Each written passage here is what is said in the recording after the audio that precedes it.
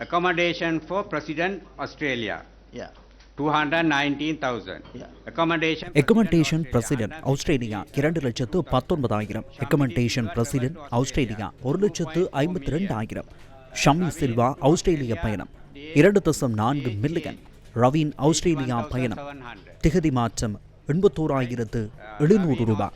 சரி, ரவீன் Australia 1.1 billion. Shammi Silva ஆஸ்திரேலிய பயணம் பிரிஸ்பேனில் இருந்து எடலைட் வரையில் 2,10,000. ஷம்மி சில்வா போக்குவரத்து 62,020 ரூபாய். ஷம்மி சில்வா போக்குவரத்து 94,350. ஷம்மி சில்வா தங்குமிட வசதி நொவடல் சூப்பர் பாரடைஸ், அது ஒரு ஹோட்டலாக இருக்கலாம், 3,50,364. ஷம்மி சில்வா ஆஸ்திரேலிய பயணம் எடலைட்டில் இருந்து சிட்னி வரையில், இது ஒரு உள்நாட்டு விமான பயணமாக இருக்கலாம், 6,71,000. Jayantha Dharmadasa Australia 2.2 million. இவ்வாறு மொத்த தொகை 8.6 மில்லியனாக இருந்தது. இவை அனைத்தும் குறிப்பிட்ட பதவி வழி உறுப்பினர்கள் தொடர்பானவை. அத்துடன் அந்த பயணங்கள் தொடர்பான ஏனைய சில பயண செலவுகளும் இதில் அடங்குகின்றன. தவிசாளர் அவர்களே, இந்த கொடுக்கல் வாங்கல்களுக்கு பொறுப்பானவர்கள் இது தொடர்பான விலைப்பட்டியலை சமர்ப்பிக்க முடியாவிட்டால் அல்லது கடிதங்கள் ஏதேனும் கடித தொடர்புகள் போன்ற ஆதாரங்களை சமர்ப்பிக்க முடியாமல் வெறும் அட்டவணையை மாத்திரம் வழங்கினால் இவ்வளவு பெரிய தொகையை ஏன் மீண்டும் மாற்றுகின்றார்கள் என்ற சந்தேகம் எங்களுக்கு எழுகின்றது.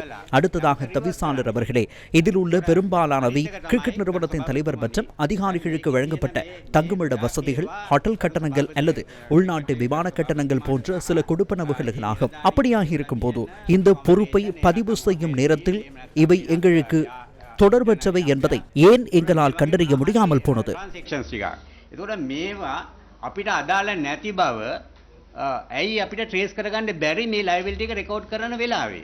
இலங்கை கிரிக்கெட் அதிகாரிகள் கணக்காய்விற்கு சரியான தகவல்களை பெற்று தரவில்லை என கணக்காய்வாளர் நாயகம் தனது கருத்தினூடாக உறுதிப்படுத்தினார்.